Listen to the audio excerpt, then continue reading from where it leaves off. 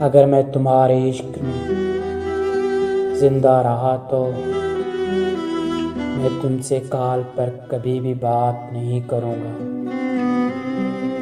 بلکہ 21ویں صدی کے آخر میں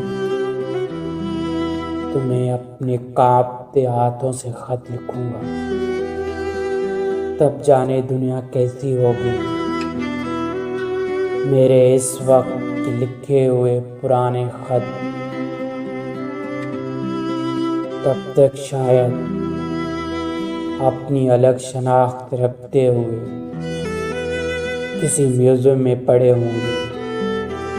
میں بس اس لیے تمہیں کال نہیں کروں گا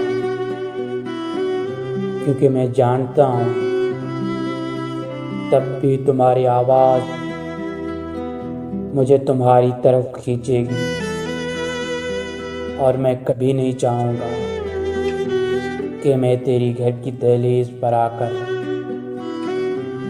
اپنی آخری سانسیں لوں۔